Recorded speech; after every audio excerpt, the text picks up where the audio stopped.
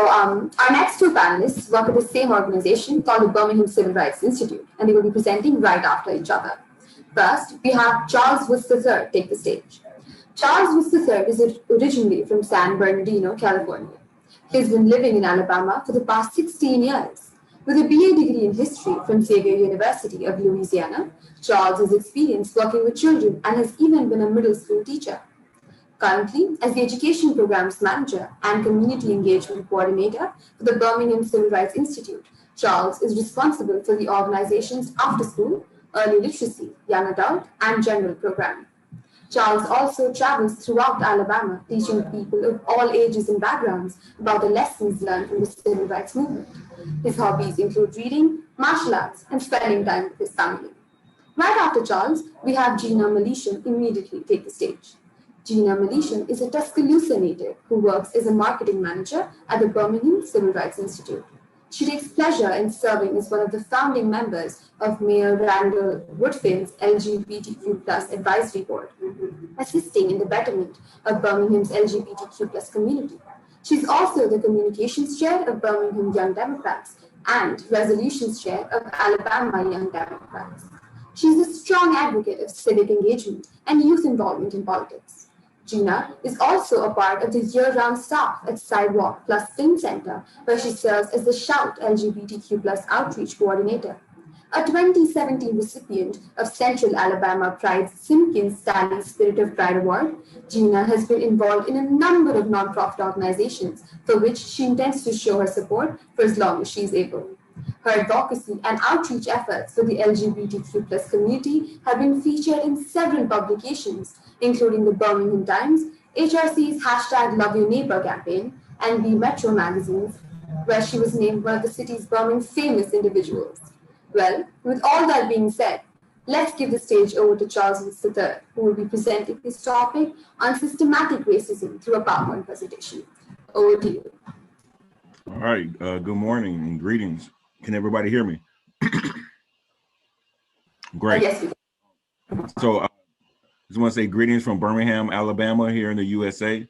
And I also want to say I commend you young people for putting this together, being here today. This is wonderful. I feel like I'm the oldest person out here on the panel today, which is fine. But and then those resources, Nicole, that you gave about how to stay involved and to put your resources, your own personal resources behind making some change in this world, I think is phenomenal. But what I'm gonna do is, I need to share my screen, and I just wanted to see if I can be made co-host and be able to do that. All right, sure. I'll just make you that right now. Okay. And I'm gonna go through this presentation kind of quickly. I really want to hear what you young people have to say. If you have any questions for me, things of that nature, because you all are just phenomenal in your own rights, and I probably can learn a lot more from you all than what you're going to learn from me today.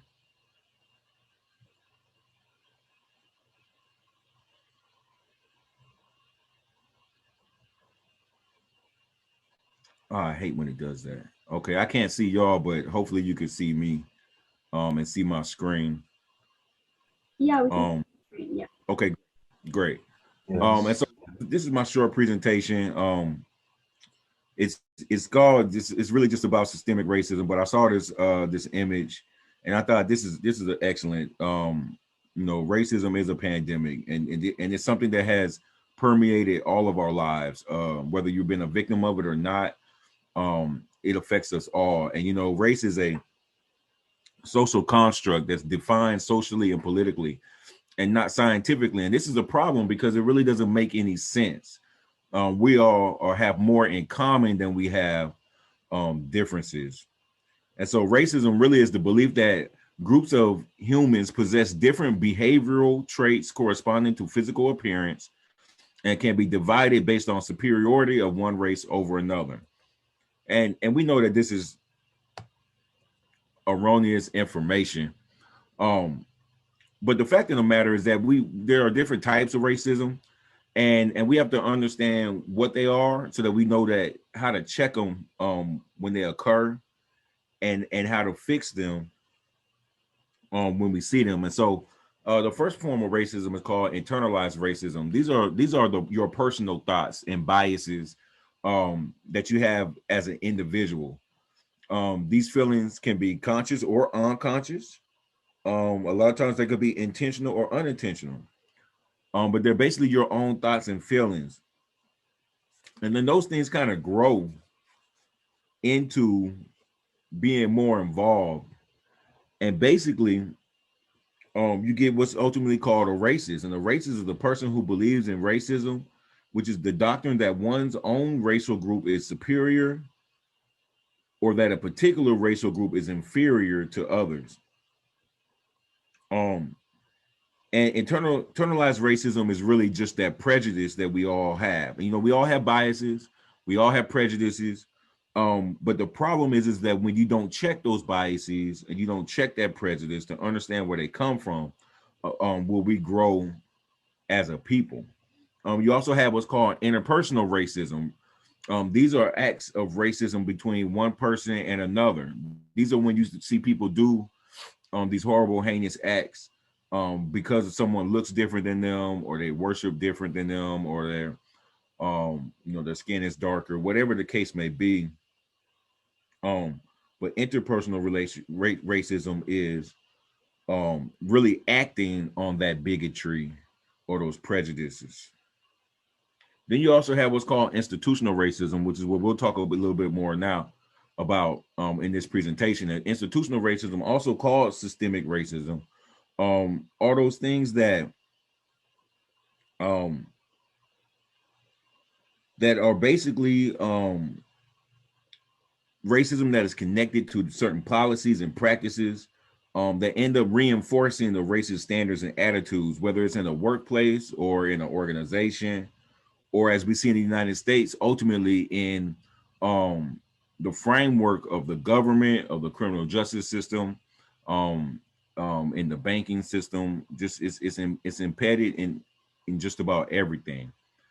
And so institutional racism is distinguished from the explicit attitudes or racial bias in individuals by the existence of systemic policies or laws and practices that provide differential access to goods, services, and opportunities of society by race. And that's basically what we're dealing with. And I know you all probably can't see this one good because it's really not a very good infographic, but what does racism look like? And racism basically is seen in society, especially American society, in five major ways. And what I need people to understand is that these five major ways are cyclic. They're round. It's a circle. They feed off of each other, and they feed into each other. And so you have housing, criminal justice, public health, education, and banking or economics. And like I said, they feed off of each other. Based off where you live, determines how often you may engage the police, which may also mean your local hospital may not have the funding that it needs to serve individuals who are being educated to the school to prison pipeline, where they're being disproportionately sentenced to suspensions and expulsions, which allow them to get into the prison system, which keeps them from being able to get a job, which goes back to where they can live. And it's just a horrible cycle. And so just a couple of those statistics out here that shows the disproportionality between the experiences of individuals in this country, black or white. It says for every $100 in white family wealth, black families hold just $5.04, which is really, really low. Studies also show that you're 50% less likely to get a job interview if your application has a black sounding name. These are things that started off as internalized racism that are now seen out in the social sphere. Education. Black students, especially boys, are disproportionately more likely than their white peers to face multiple suspensions from preschool. Preschool suspensions contribute to loss of vital school time that contributes to the achievement gap and and can begin on a negative school trajectory. Young students who are expelled or suspended or are as much as 10 times more likely to drop out of high school, experience academic failure and grade retention, hold negative school attitudes, and face incarceration than those that are not. Excuse me. Then we get into housing. These images that you see on the left is the actual redlining of Birmingham, Alabama. On the right is the redlining districts for I believe Brooklyn, New York. And how so redlining is basically a process in which the homeowners loan corporation, a federal agency, gave neighborhoods ratings to guide investment. This policy is so named for the red or hazardous neighborhoods that were deemed riskiest. We know that in America, home ownership is your first line to developing wealth. And so the fact that it was systemic reasons to keep African Americans from being able to obtain loans to be able to purchase homes was a means to keep African Americans from being able to lessen that wealth gap. For children and families, it affects where they live, the quality of the education they receive, their income, the types of food they have access to, their exposure to pollutants, whether they have access to clean air, clean water, or adequate medical treatment, and the types of interactions they have with the criminal justice system. 72% of white families own homes compared to 42% of Black families. In 2016, the median wealth for Black families was $17,600, and for white families it was $171,000. So these red line neighborhoods were predominantly communities of color, and it's no accident the hazardous rating was in large part based on racial demographics. It was a discriminatory policy, and redlining made it hard for residents to get loans for home ownership or maintenance, and led to cycles of de-investment. And now we're seeing that being reversed now with gentrification. So in the areas where it was de-invested, those property values went down. Now you see white people and others coming back into these cities to buy up that de-invested property at a cheap rate. And now they build things that African Americans and other lower socioeconomic individuals cannot purchase. Racism is a public health issue. And when we know these things, and COVID was really exposed the disparity between the public health system, especially in regards to African Americans. And so it says the data shows that racial and ethnic minority groups throughout the United States experience higher rates of illness and death across a wide range of conditions, including diabetes, hypertension, obesity, asthma, and heart disease when compared to their white counterparts. It says life expectancy of non-Hispanic Black Americans is 4 years lower than that of white Americans. The COVID-19 pandemic and its disproportionate impact among racial and ethnic minority populations is another stark example of these enduring health disparities. Racism, both interpersonal and structural, negatively affects the mental and physical health of millions of people, preventing them from maintaining their highest level of health and consequently affecting the health of our nation. And then lastly, one of the other main ways that racism affects individuals is through the criminal justice system. And this has affected Black people for years. We had the convict leasing system that was utilized to massively incarcerate African American men, especially due to the clause that's in the 13th Amendment that says that slavery is abolished unless as a punishment for a crime.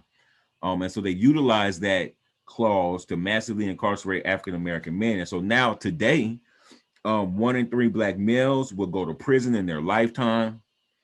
Of the 1,774,700 prisoners in the United States, 550,000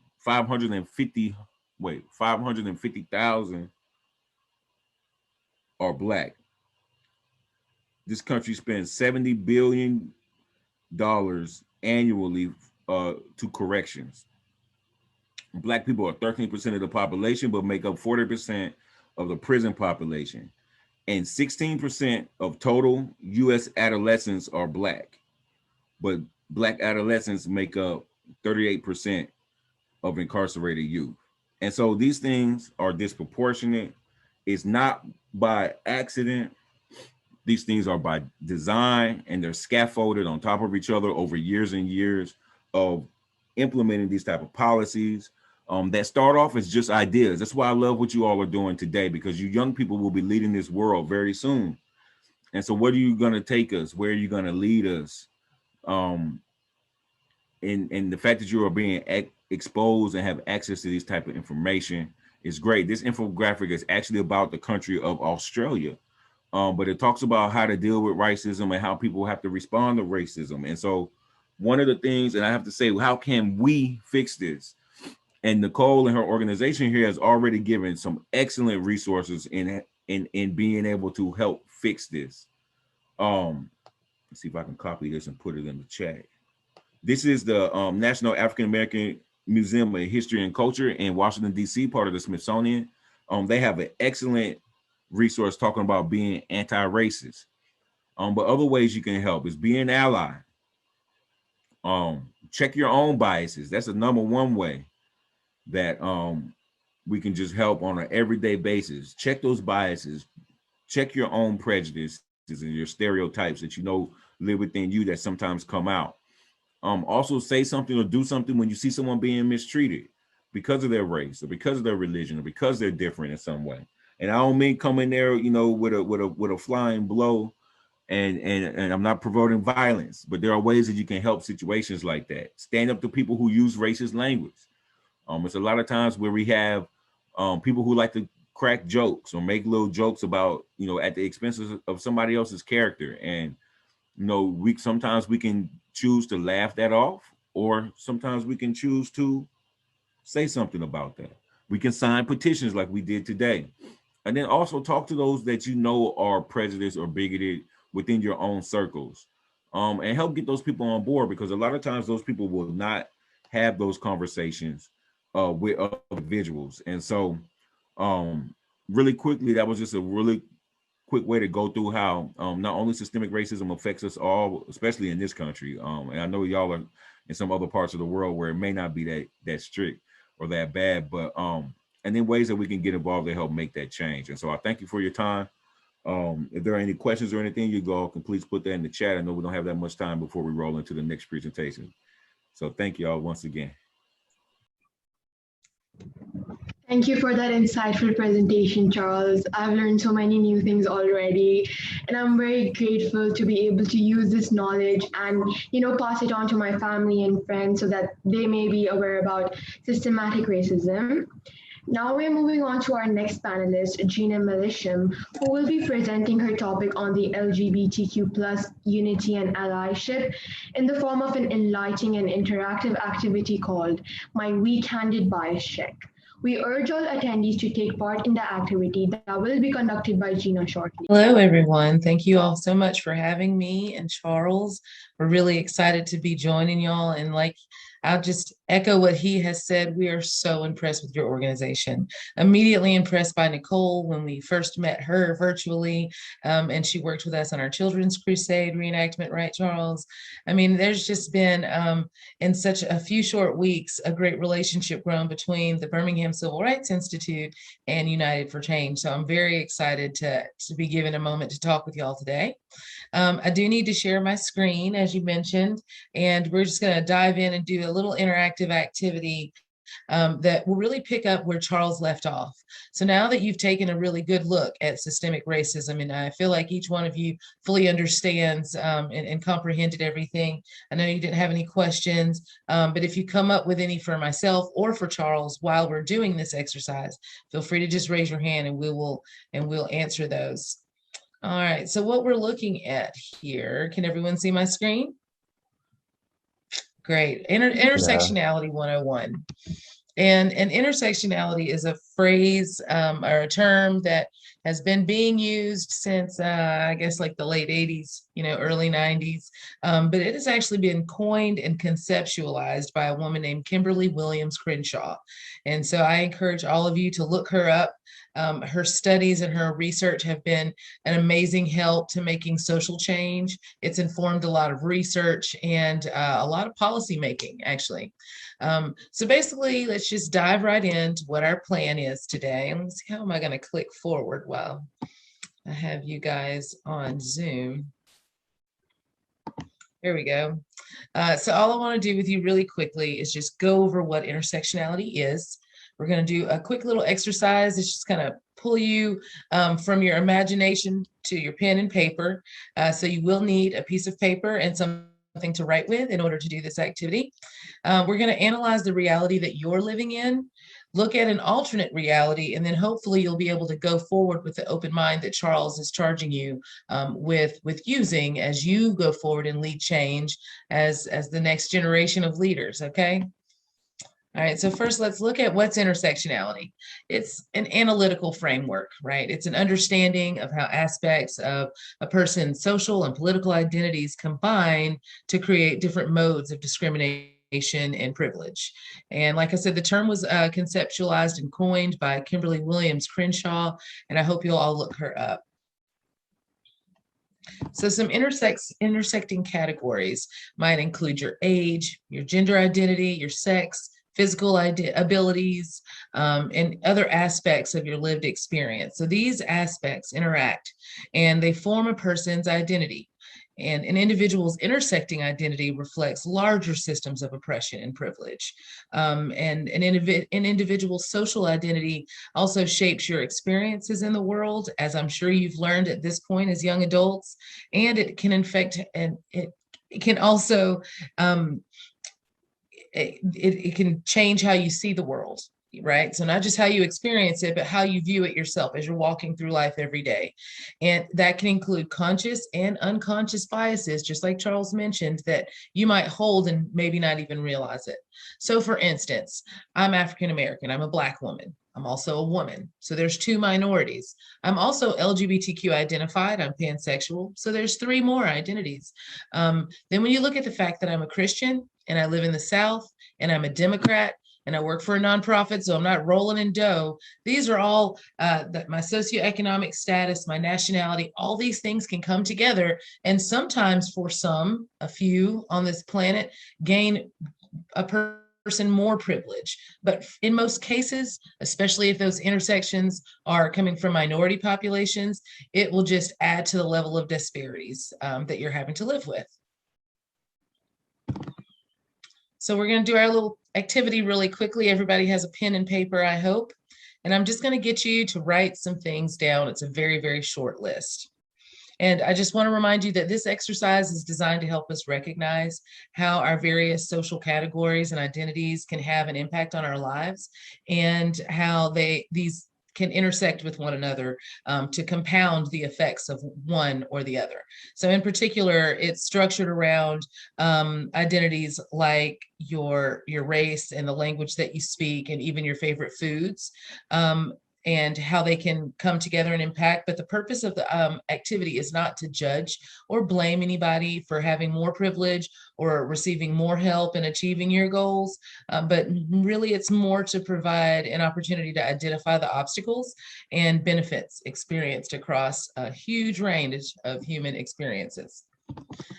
So I just want to make a quick list really quick. You can just write these things down. First thing I want you to write is your gender identity.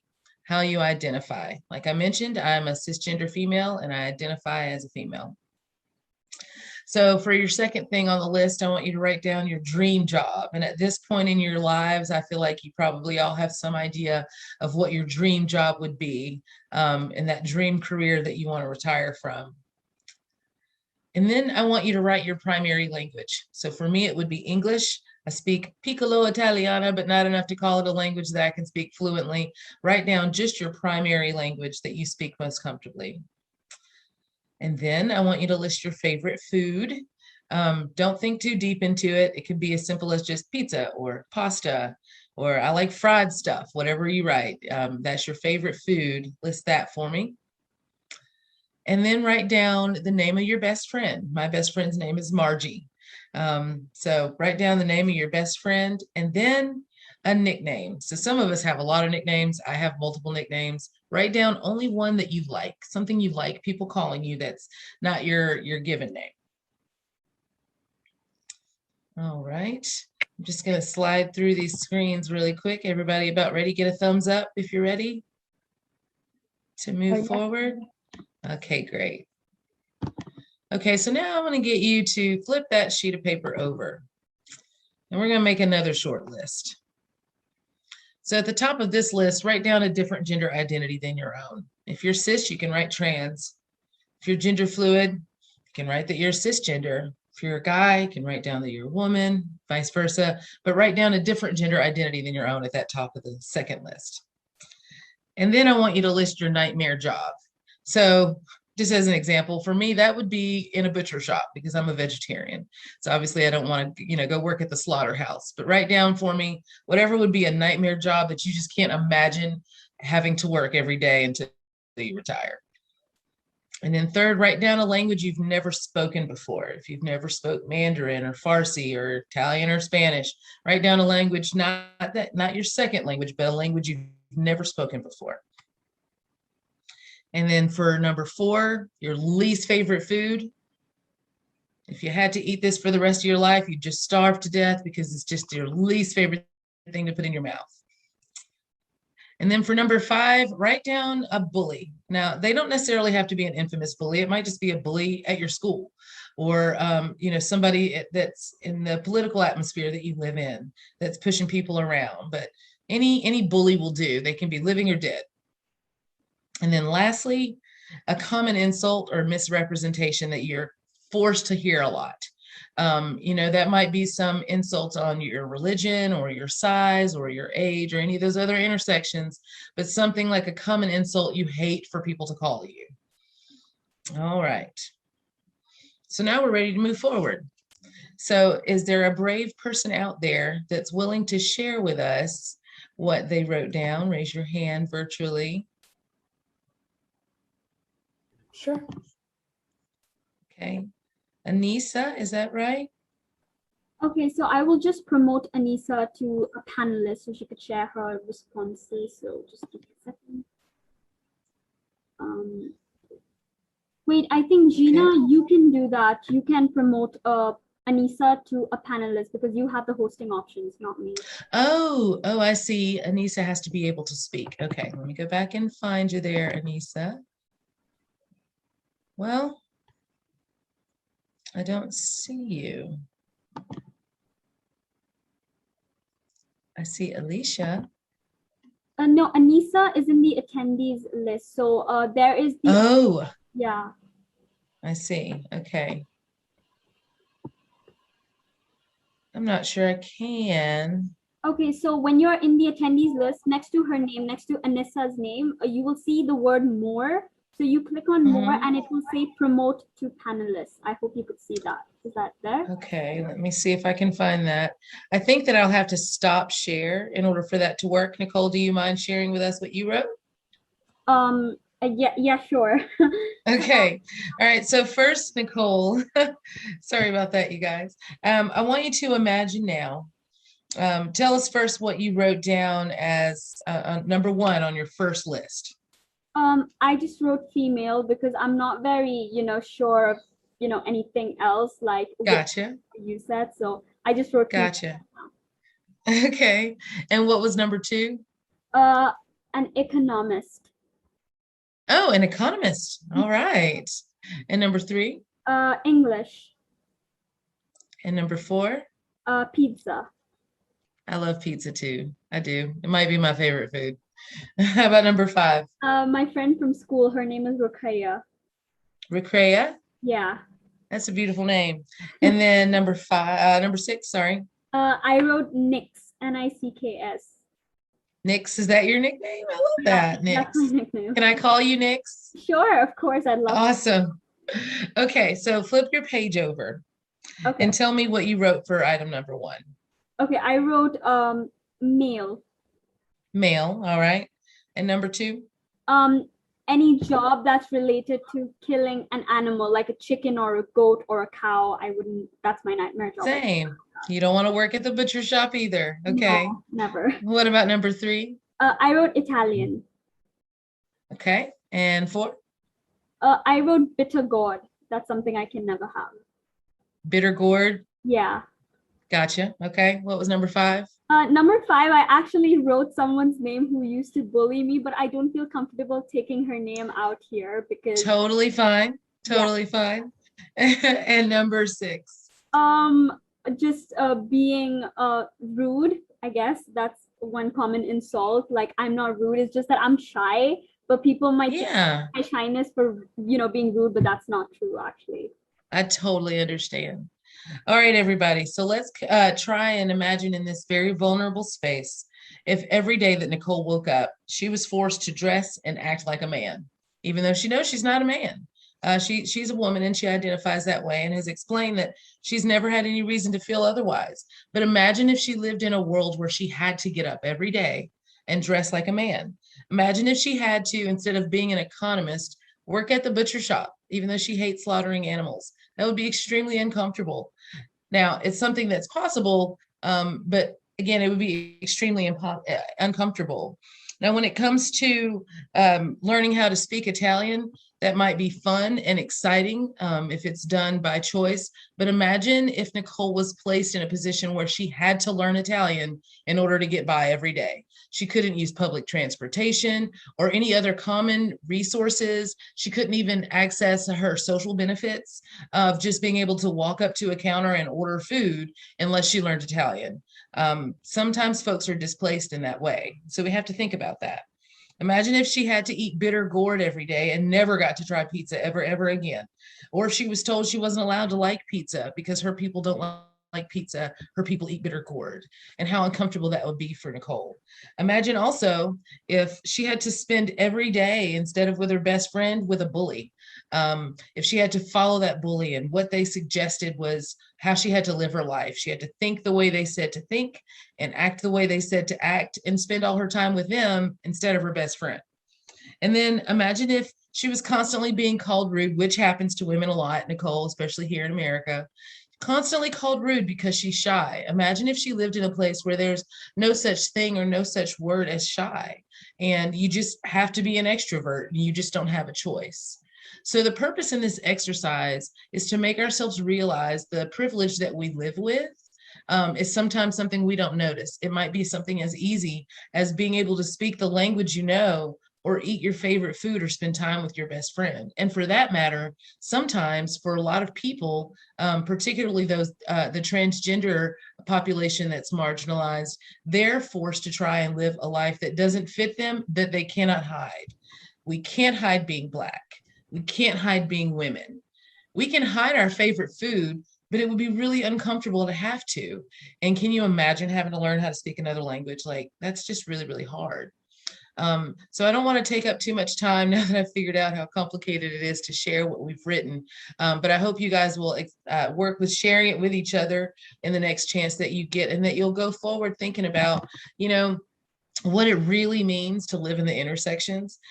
Sometimes it can be pretty depressing, and sometimes it can be really enlightening, but either way, I hope that it charges you up so that you want to go forward trying to live without biases. I want to point out that to a lot of conservatives, intersectionality means because you're a minority, you get special standards or special treatment in the eyes of some people. And it promotes this ellipsism at the most personal level and a division at a social level. It puts a label on you, and it tells you how oppressed you are. It tells you what you're allowed to say, what you're allowed to think. Intersectionality is thus really dangerous. It's something we have to be aware of, and it's basically like a conspiracy theory for victimizing people on a social level and, and beyond. And so that's all I really wanted to share with you, just an idea for how you can think openly and how you can check your own biases. And of course, if in any of the organizations that you're affiliated with, you want trainings like these, they're absolutely free. I work with an organization here that can offer you Intersectionality 101, Transgender 101, LGBTQ plus 101, one, and a whole lot more virtually for absolutely free to anyone. And you can find me by that handle there on any of these platforms. Thank you all for giving me a chance to share. Does anybody have any questions? I just wanted to know what heterosexism was. Heterosexism, we've heard sexism a lot. Heterosexism basically is where you're pressing on someone that they are meant to populate the planet, basically. So it happens most often to women, and it's less culturally popular in America as it used to be, but it basically means as soon as you're able to have a baby, you need to hook up and have one. You need to be not just a heterosexual, but actively a heterosexual. And if you're not willing to, I mean, sadly, there's still a lot of women today that will judge someone like me for being 36 years old and not having any children. It's just unheard of to some. And so that's heterosexism. Any more questions for myself or Charles? So I have a question, Gina. Yeah.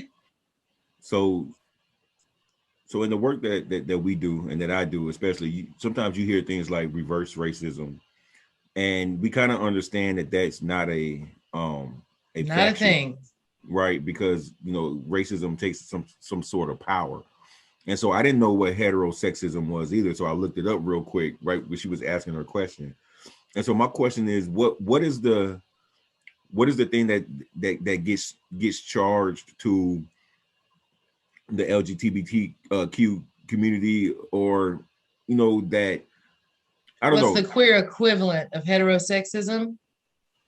Well, I'm trying to figure out what is the reverse argument. Right. Well, I mean, in the gay community as a whole, I've found more common every day is closet shaming. It's shaming someone that if you're going to identify as gay, then you need to come out of the closet and build a family anyway. And so even though it's not heterosexism, it still kind of carries itself into the LGBTQIA+ community. Does that answer your question? Yes, we're going to have to talk some more offline. Okay. And I wanted to know, Gina and or Charles, how do you think that representation in media can either help or harm different people of different identities? Like, how can representation of those identity either work to create stereotypes or harmful ideas, or on the opposite, create representation? How does that representation create social change, basically? Yeah, I'm really so glad you asked that. There's a theory and a whole study. It's called media literacy, and I invite you to look that up as well. So in media literacy, you look at a couple of different aspects of what you're experiencing to determine how you should receive it, right? Because some things are satirical and some things are flat out insulting. Some things are inspiring and some things are really confusing, especially if you're in a place where you're trying to figure out who you are. So media literacy requires you to look at first the author of whoever made what you're looking at, whether it's a social media post or a commercial, or you're reading a book or an article. Who's the author, right? And you don't have to go back into, a whole background search on who this author is, but it's usually going to help you figure out what was meant by what was published. And that's the next thing you have to do. Examine the author and then examine the purpose. Is what you're looking at, reading, watching, listening to meant to make you laugh or meant to inform you, right? And then after you come to that decision, you realize that determination, then you have to look at whether or not that's credible, right? Because sometimes there's just misinformation out there, misrepresentation, like you mentioned. So after you've examined the author and what they intended for you to feel, then you can decide on your own if you really want to feel that way. Those three basics are the outliers of media literacy, but it gets so much deeper than that. So I encourage you to look at that, because as we're begging for representation, we're not often given an opportunity to decide what kind of representation it is. But media literacy will make it so that even if you are looking at something insulting, you can receive it for what it is, and instead of being hurt by it. Okay, thank you. Really quickly, the media also is one of the key factors with changing public attitude or giving public attitude. I remember, and y'all, I'm really dating myself, but I'm 41, and I remember when you never saw a interracial couple on public television, right? I remember when having a gay couple on public television was like taboo. That was like you really changing the game. Now those things aren't that taboo anymore. You see them a little more represented a little more. And so the media can help in those ways. The media can help if you're getting good representation. I remember, and I know this is gonna be, y'all don't cancel me for this, but when the Cosby Show first came out when I was little, that was the only representation that you had of a upper middle class Black family on television. You had, one was a doctor, one was a lawyer. They had children. They had a nice brownstone in New York City. They were a well-off family, right? And those were images that we just did not see when I was growing. Well, that was the only image that you really saw when I was growing up of a Black family being represented as a positive contributing factor to society. And so the media can help usher things along socially, but then also the media can hinder things if those stereotypes of what's being portrayed and people are absorbing that and adding that to their biases, and that's where you can get into some bad territory. And so media can also be both ways. But yes, do all of those things that Gina said. You got to vet everything.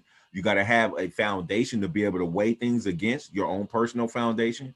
And then also just kind of pay attention and be like, wow, I remember last year I didn't see commercials like this, or I remember last year these kind of shows were taboo. Now you see them left and right, and that's where you can start seeing society, whether it's good or bad, start moving towards a certain end. Okay, thank you. Thank you for that wonderful segment presented today, Gina. I really enjoyed the activity a lot. And I was truly marveled by what Charles and Gina presented today. There was so much we all learned, and this is an experience I'll be ever grateful for. It gives me immense pleasure to deliver the vote of thanks. I would like to thank Charles and Gina for honoring this function with their inspirational thoughts on such crucial matters. And lastly, thank you for contributing towards the success of this event. We wish you nothing but the best in all of your future endeavors. Thank you so much. Thank you. Thank you.